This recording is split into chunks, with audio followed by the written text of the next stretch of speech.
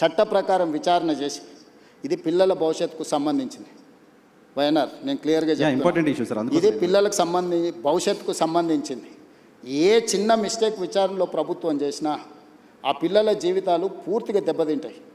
అది అమ్మాయి కావచ్చు, అబ్బాయి కావచ్చు.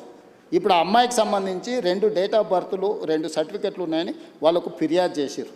నేను అసర్టైన్ చేసుకోవాలి కదా, ఇప్పుడు ఆ స్కూల్కి వెళ్ళాలన్నా 10th క్లాస్ సర్టిఫికేట్ తీసుకోవాలన్నా, ఆ అమ్మాయి ఏ హాస్పిటల్లో జన్మించిందో హాస్పిటల్ నుంచి బర్త్ సర్టిఫికేట్ తీసుకోవాలన్నా, ఆ అమ్మాయికి సంబంధించిన ఆధార్ కార్డు తీసుకోవాలన్నా, ఈ 3 రకాల సర్టిఫికెట్లు సేకరించాలంటే పోలీసుల కనీసం 24 గంటలు పట్టదా?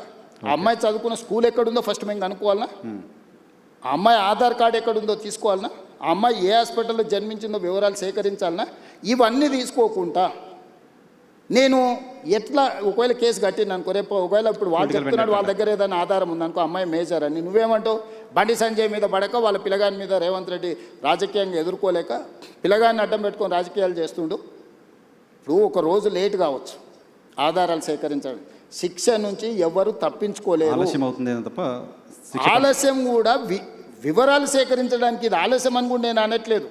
మేము ఇమ్మీడియట్గా నోటీస్ ఇచ్చినాం, ఇంటికి గోడ కతికిచ్చినాం, పోలీస్ టీంలను పంపించినాం, ఢిల్లీకి పంపించినాం. మేము అన్ని రకాల ప్రయత్నాలు చేస్తాం. మేము హార్ష్గా బిహేవ్ చేయలేము.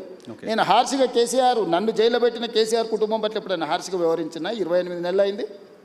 నువ్వు ఎట్లా ఎక్స్పెక్ట్ చేస్తున్నావు? కేటీఆర్కు బండి సంజయ్ మీద కోపం ఉండొచ్చు, అదే పార్టీలో వాళ్ళకి ఎవరైనా మిత్రులు ఉండొచ్చు, బీజేపీలో.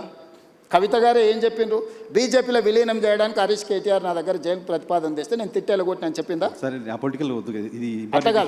అంటే విలీనం చేయాలన్నప్పుడు మరి బండి సంజయ్ ఏమైనా వ్యతిరేకించిండా వీళ్ళను? మీ పగ ఏంది బండి సంజయ్ మీద? మీరేమన్నా కొట్లాడుకోండా? నేను ప్రభుత్వాన్ని నడుపుతున్నా, నేను సత్రం నడుపుతలేను.